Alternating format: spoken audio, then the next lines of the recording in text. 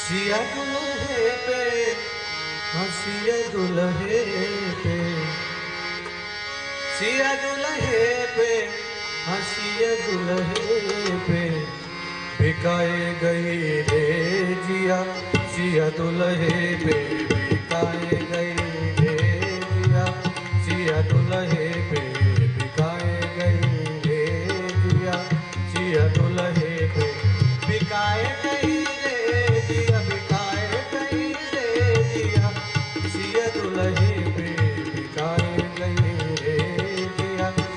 दुल्हे पे, बिकाए गई रे जिया सिया दुल्हे पे।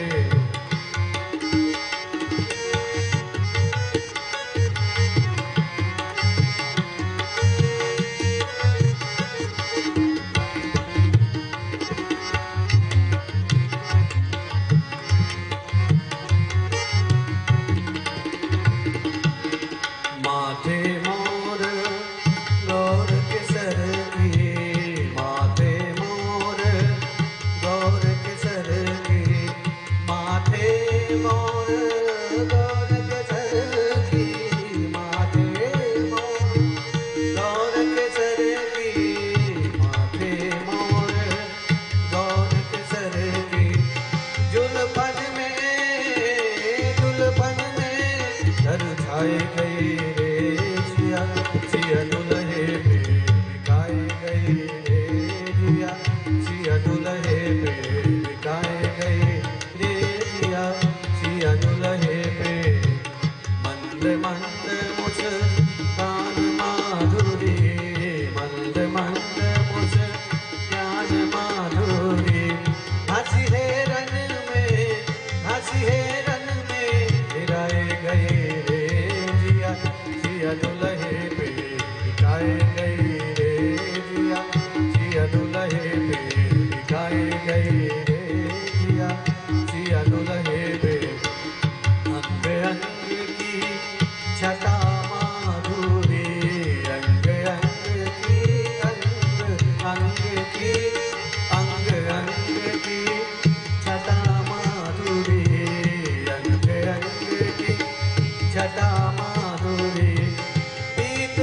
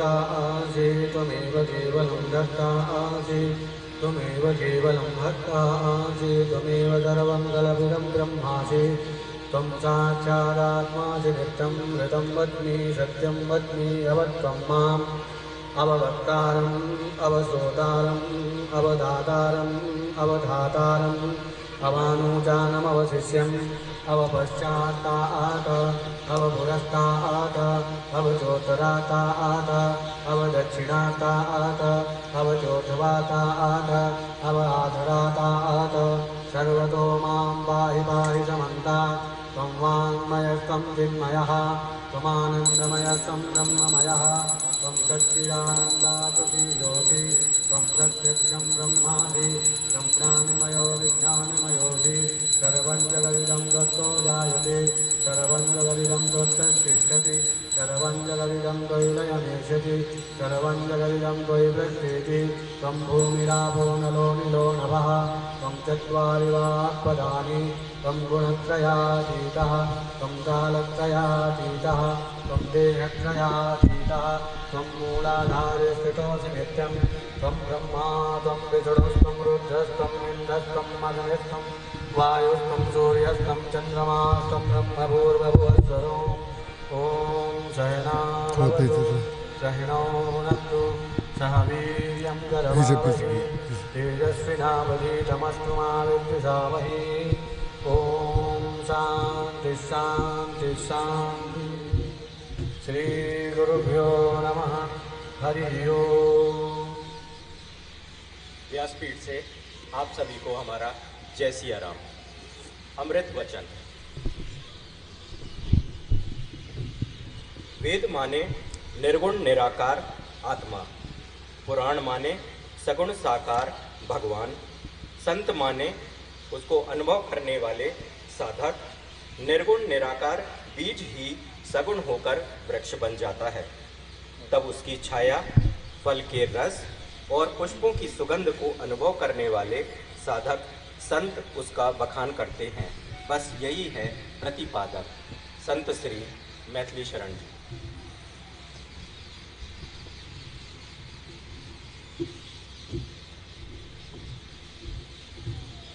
व्यासपीठ पर विराजमान रामचरितमानस पूजन के लिए मैं आमंत्रित करता हूँ श्री प्रभात अग्रवाल जी, जिला अध्यक्ष अग्रवाल छतरपुर समाज, श्री मनीष अग्रवाल, नगर अध्यक्ष अग्रवाल समाज,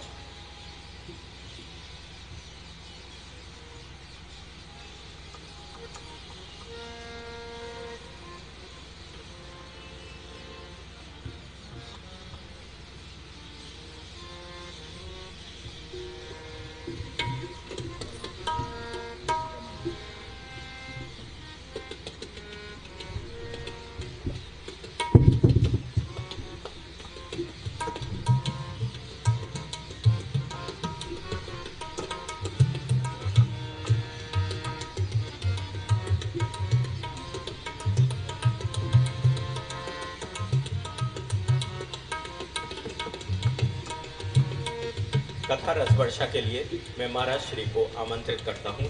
पूज्य महाराज।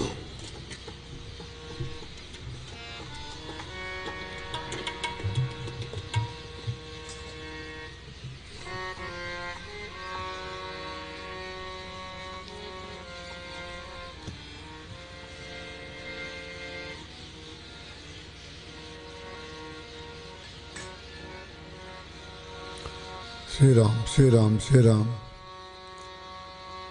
श्री राम श्री राम श्री राम श्री राम श्री राम श्री राम श्री राम श्री राम श्री राम श्री राम श्री राम श्री राम